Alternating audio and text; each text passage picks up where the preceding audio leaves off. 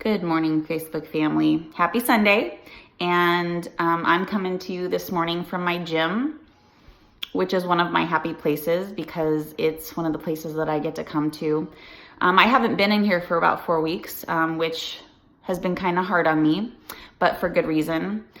So for those of you who don't know, I want to share a little bit of something about a recent trial that I've been having that I feel like some of you can relate to, but also I might be able to share some information that might help some of you who are experiencing health-related issues or who may experience similar symptoms that I may have had that they're not aware of. So for those of you who don't already know, I experienced a heart attack about 4 weeks ago. I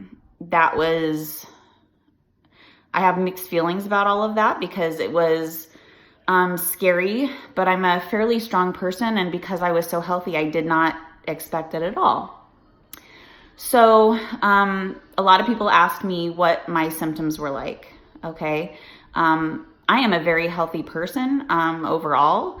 I am not perfect by any means because I'm human, but I most of the time make fairly healthy choices. So my body overall is a fairly healthy system. When I went into the hospital, they asked me what symptoms I had, and it was pretty textbook. But I was literally in a restaurant. I was nowhere experiencing any type of stress. We were getting ready to sit down to eat, and I started experiencing symptoms that kind of increased, and I thought it must have been indigestion or something like that, but it wasn't. Fast forward to, it was about 6 o'clock that evening, and fast forward to about 2:30 in the morning when it didn't go away and I was getting a little nervous to go to sleep. I decided to go ahead and head to the hospital. So I did go into the hospital, and after significant testing, they found that I had a patent foramen ovale. For those of you who don't know what that is, because I didn't when I first started this whole journey, that is a hole in your heart. And several of us have this hole in our hearts. There's about 30% of the population who are born with this kind of condition, and it never affects them. Mine happened to be larger than normal from what they tell me. So after kind of a long journey, they were able to determine that I didn't have much of a clotting factor, but that because of this hole in my heart, that I was at an increased risk for another heart attack and or possibly a stroke. So scary as that is, I went ahead and moved forward with getting the procedure to have the hole closed. And so now, again, as I mentioned, today for me is day one.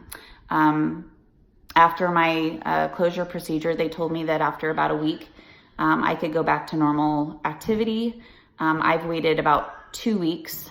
Yesterday, I was at my school doing a whole bunch of different awesome projects to improve our school.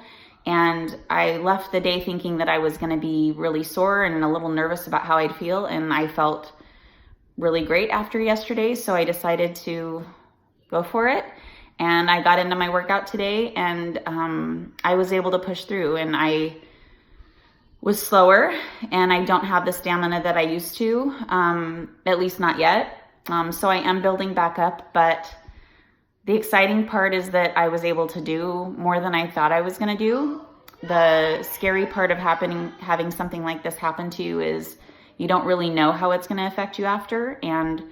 But I think what I've learned in this process is that, again, never underestimate yourself, but always listen to your body. If I hadn't listened to my body that night and I'd have let it go, it's possible that I would have had an additional problems with my heart, or more significant damage to my heart, or that they wouldn't have found this at all, and I might have been at an increased risk again. So if you guys are ever experiencing a situation where you feel deep pressure in your chest, for me, it went through under my arms and radiated through my arms and into my back and into my jaw. Those are all potential symptoms of a heart attack. So if you ever experience anything like that, it doesn't matter whether you think you're going to look silly or not. You need to listen to your body. So never underestimate yourself, never second guess yourself. You know your body. And even if it turns out that you're wrong, it's better to be safe than sorry. We have to take care of ourselves. And that's what I'm going to continue to do. So today's day 1.